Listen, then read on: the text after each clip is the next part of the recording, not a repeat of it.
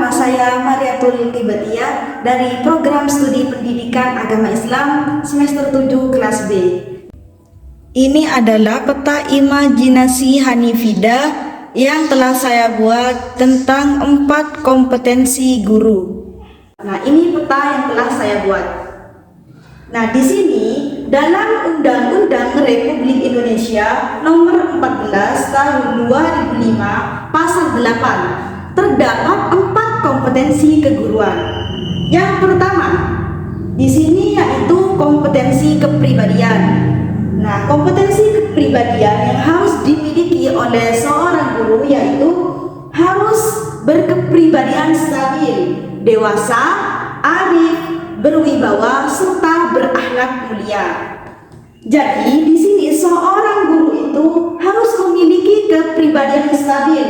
Dewasa, arti dewasa yaitu seorang guru itu harus bersikap mandiri, harus memiliki kepribadian mandiri. Arif, berwibawa. Nah, berwibawa di sini yaitu dapat disegani oleh peserta didiknya, oleh murid-muridnya, dan juga berakhlak mulia. Nah, jadi sebagai seorang guru kita harus memiliki akhlak mulia, harus beriman, bertakwa, jujur, ikhlas agar dapat diteladani oleh seluruh peserta didik atau siswa-siswa kita. Kemudian kompetensi yang kedua yaitu kompetensi pedagogik. Nah, kompetensi pedagogik yang harus dimiliki oleh seorang guru yaitu yang pertama yaitu di sini dapat memahami peserta didik dengan lebih mendalam. Jadi kita sebagai seorang guru itu harus bisa memahami para peserta didik, para siswa-siswi kita dengan memahami karakter-karakter mereka. Karena setiap peserta didik itu pasti memiliki karakter yang berbeda. Kemudian yang kedua yaitu melakukan rancangan pembelajaran. Jadi kita itu sebelum mengajar, kita sebagai seorang guru bahkan atau calon guru, kita harus bisa mempraktekkan atau melakukan rancangan pembelajaran. Rancangan pembelajaran di sini misalnya dalam kurikulum merdeka atau kita sebut dengan kurmer. Nah, di situ kita akan membuat TP, ATP, bahkan sampai kepada modul pembelajaran. Kemudian jika dalam kurikulum 2013 kita akan membuat RPP, silabus, protapromes, dan perangkat pembelajaran lainnya. Kemudian yang ketiga yaitu melaksanakan pembelajaran. Jadi setelah kita melakukan rancangan pembelajaran, kita akan melaksanakan pembelajaran. Nah, dalam pelaksanaan pembelajaran ini seorang guru harus bisa mengkoordinir peserta didiknya dalam proses kegiatan belajar mengajar. Kemudian kompetensi pedagogik yang keempat yaitu merancang dan mengevaluasi pembelajaran. Artinya di sini apa?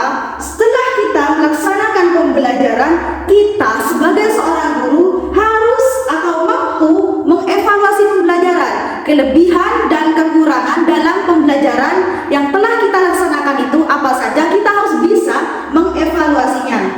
Kemudian yang keempat yaitu mengembangkan peserta didik.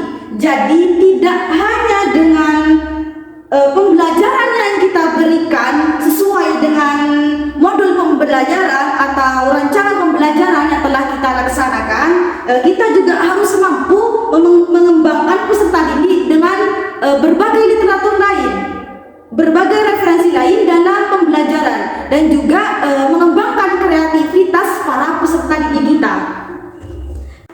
Kemudian kompetensi sosial yang ketiga yaitu dapat melakukan adaptasi di tempat bertugas. Jadi kita sebagai seorang guru itu harus dapat beradaptasi di mana tempat kita mengajar. Kita harus bisa beradaptasi di tempat bertugas kita.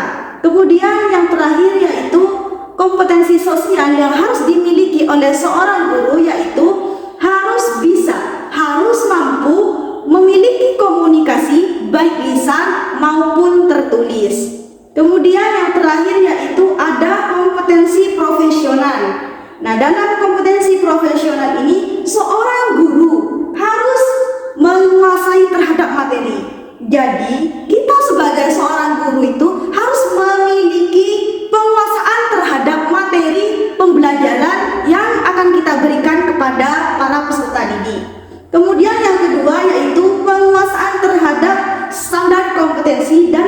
menjadi dasar setiap mata pelajaran yang akan kita berikan kepada para peserta didik. Kemudian yang ketiga yaitu melakukan pengembangan materi pembelajaran. Jadi kita sebagai seorang guru kita harus mampu mengembangkan materi pelajaran yang kita ajarkan kepada para peserta didik. Kemudian yang keempat yaitu melakukan pengembangan profesionalitas. Jadi kita sebagai seorang guru kita harus mampu meningkatkan atau mengembangkan profesionalitas kita. Kemudian yang terakhir yaitu sebagai seorang guru kita harus mampu menggunakan teknologi dalam berkomunikasi. Nah, di sini juga masuk ya dalam kategori dalam penggunaan media pembelajaran. Jadi kita sebagai seorang guru harus berinovasi, berkreativitas untuk menggunakan teknologi dalam berkomunikasi.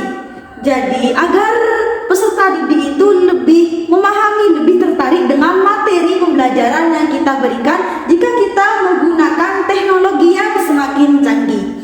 Itu saja yang bisa saya jelaskan dari peta imajinasi Hanifidah yang telah saya buat tentang 4 kompetensi guru, yaitu kompetensi kepribadian, kompetensi pedagogi, kompetensi sosial, dan kompetensi profesional.